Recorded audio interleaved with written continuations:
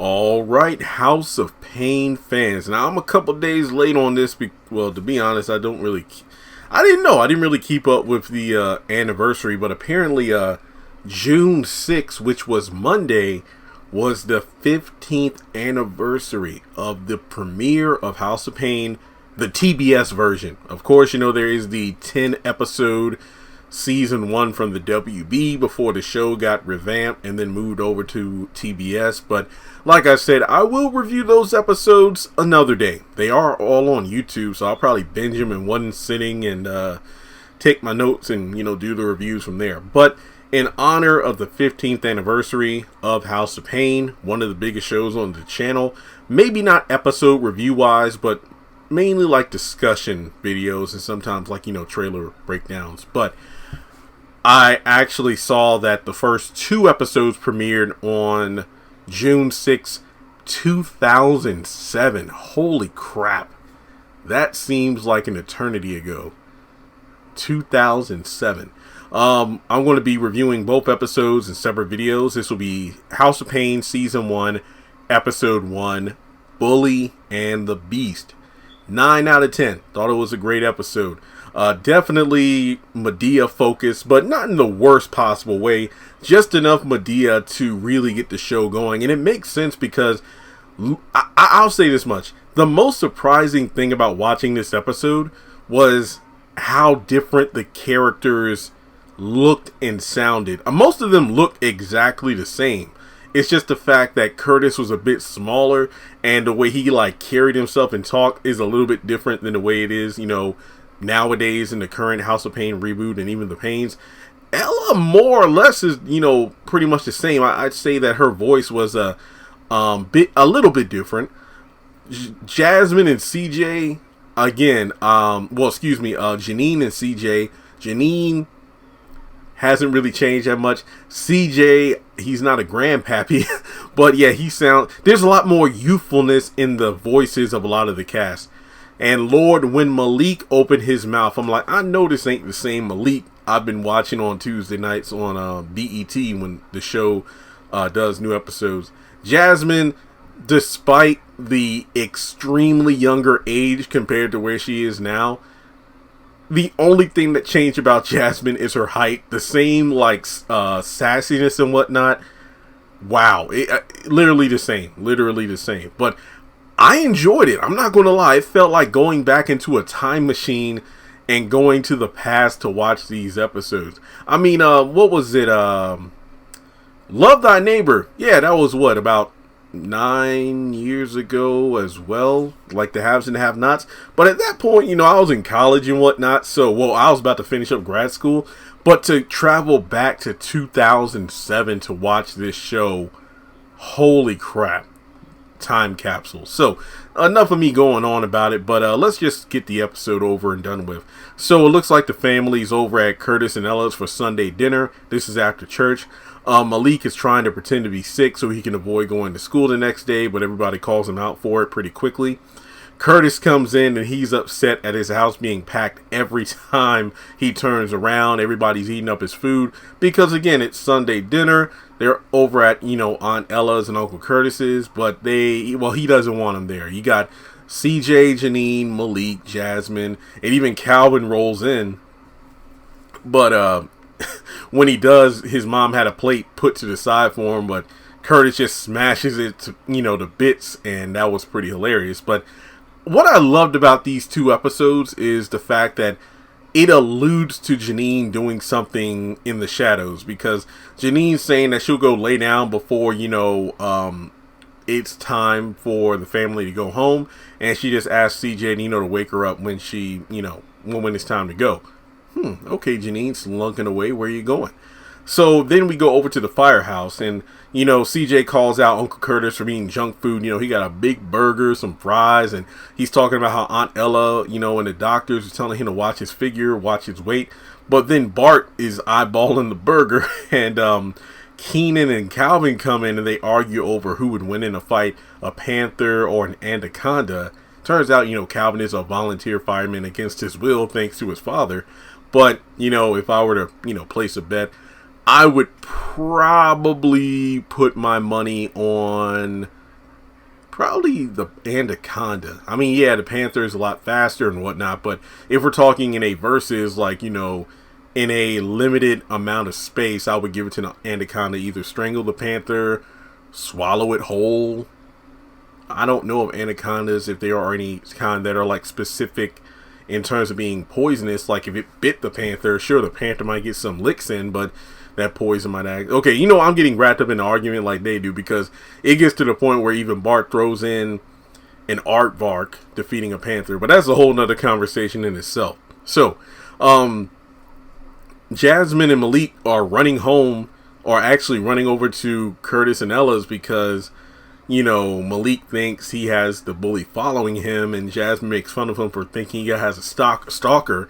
And it's funny because, again, China had some freaking amazing comedic timing, even at that young age. The fact that she knew what a stalker was, serial killer, things like that. The internet, cable, duh. That's how I know this stuff. But essentially, the family asks what's going on. Calvin, Jasmine, Curtis, they're all wanting to know what's going on. And, Malik says it's about a bully taking his lunch money. And Curtis essentially just throws everybody out of his house. I mean, this guy was literally Uncle Phil back in the day, where he would just pick up Calvin by the back of his shirt and throw him out the front door. Curtis was not afraid to just throw people out, literally. All right, so the next morning we got Ella and Clarita, who are mentioned to be off-screen volunteering at the community center. And Curtis has given himself the day off. So CJ, being next in line in terms of authority, is to take over the, Firehouse for that day. But turns out the school called, and one of the parents or one of the family needs to go down to the school for Malik because of a situation with the bully. CJ can't go, obviously, because he's at the Firehouse. I mean, he even asked for the day off, but he can't do it because Curtis said so. Janine said she couldn't make it, so Curtis is assigned a task to go down there. And he goes there, finds out Nikki is the school bully. And of course, he is not too fond of Malik being pushed around by a girl. Medea comes in, and like I said before, wow. The Medea of back then, sure, it's the same Medea as today, but, Tyler was a different body build back then, and Medea was definitely ripped right from the plays, and especially Diary of a Mad Black Woman. So to actually, get classic Medea was definitely a sight for sore eyes. But essentially, it's worked out. And again, I mean, there's a lot of back and forth banter, but you could tell Tyler was definitely, or you could say, in Medea's purse, in the fact that it was the quick wit, the timing of the jokes. And another thing I really appreciated about these two episodes when I was watching them is the fact that the laugh track was used appropriately. Compare that to season 9 of House of Payne. Compare that to season, or basically every episode of the Paynes in general. And you'll see there was a major difference in Tyler Perry when he was taking his time making content versus, filming everything in like 3 days. Yeah, there was a difference. All right. So it gets to the point where, in order for Nikki to avoid being suspended for stealing Malik's lunch money, because apparently, oh yeah, she got those $20. I don't know where she got that money from, but in that situation, I would just take the money and then go to the casino. But they're supposed to tutor each other. Nikki helping Malik in home ec, and we learn, he doesn't like getting Malik doesn't like getting his hands dirty and whatnot. And then Malik is to help Nikki in history, and they'll go from there. So turns out Medea and Nikki come over to Curtis and Ella's later that night, and Nikki and Malik go into the kitchen, and Medea pretty much makes herself comfortable on the couch because she isn't leaving that child alone in the house. And that's actually a valid point. It's like, look, I don't know you, you don't know me. I ain't about to leave that little girl in here about, knowing who, what's going on. But there's a lot of great back and forth. Again, it's just the fact that Medea is dragging Curtis in his own home. And from there, you actually have a situation where Ella comes in, and it's just funny how Malik is, in the kitchen with Nikki, but Medea is ruffling Curtis all of his feathers, but she's getting along just well with Ella, who, she mentions a recipe for sweet potato pie. And if you know classic Medea, then you know what that means. And then, you know, of course, gets along with Calvin, who is always at the house despite having a dorm room that his dad's always paying for. But something else actually happens prior to them coming over for the homework session. Jazz is just spilling all the tea to Ella and Calvin about what's going on with Malik being scared of the girl and Curtis being scared of the foster mother. And the fact that Janine was out and about and missed the meeting. And every time that she's being confronted about it, there's deflection. You know, she just tells CJ, oh, well, I bought something that'll make you forget about it. Basically some red lingerie. So, from there, you actually have the kids getting along pretty well. Ella goes into the kitchen to help them. And then I think one of the most memorable jokes was, I think it was when Calvin was on the couch and Medea looking at him mad over there sitting on that couch, like looking like a giant question mark. Tell me what you think about this question. It was 2007, so there were a lot of jokes and references. I'm like, damn, that's funny. Still is funny in 2022, but I feel so old when I think, wow, they're referencing this, they're referencing that. Very good stuff. But then that's pretty much it. Again, Medea just comes over watching TV until Curtis snatches up the remote. And then it ends with Medea coming back over probably the next day to, you know, make amends and bake a sweet potato pie for Curtis. And then as soon as Medea leaves, Ella says, Curtis, don't eat that pie. But I want it. Throw it out. And then the episode ends.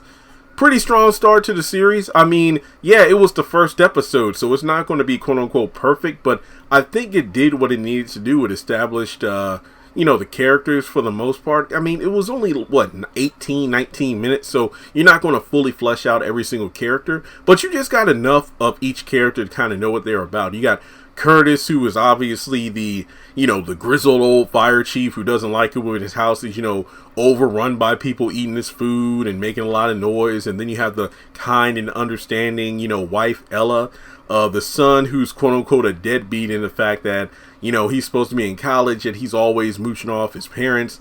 You got CJ and his family who visit more often than Curtis would like. You know, you got CJ who works at the Firehouse, Janine who is a quote-unquote absentee parent in the fact that hey, why are you just disappearing? Why aren't you answering your phone when people talk to you or call you? Jasmine's a sassy little child, and Malik is the nice but, you know, soft older sibling. And that's pretty much all you need to know. So yeah, and then of course, you know, the Medea sprinkled in was great. And yeah, the continuity is definitely Medea's family reunion being linked up to House of Payne. And just thinking about that and the following episode where we have yet another iconic Tyler Perry character make an appearance, I might have to do a separate video of how the timeline, maybe even, or should I just say continuity, and how things are connected. Because think of it this way, if I remember correctly, in the Medea family reunion film, when Medea's talking to Nikki, he references Brian's daughter Tiffany to help her study on certain, you know, classes she's having trouble with, which means Diary of a Mad Black Woman and Medea family reunion are tied together. And then House of Payne means those two movies are in the continuity of the House of Payne universe, which is also in the continuity of Love Thy Neighbor and Meet the Browns, because Meet the Browns, well, I think, you know, Brown showed up in House of Payne, and Ella and Curtis appeared in Love Thy Neighbor. And yeah, again, that's going to be its own video. It's just too much to talk about here. But yeah, great start to the series. Fun episode. Maybe I'll watch some more season 1 episodes from time to time. Let me know your thoughts on the first episode of House of Payne in the comments section below. Thanks so much for tuning in. Hit the thumbs up button to show you like the video. Hit subscribe. And with that being said, I'll catch you in the next one.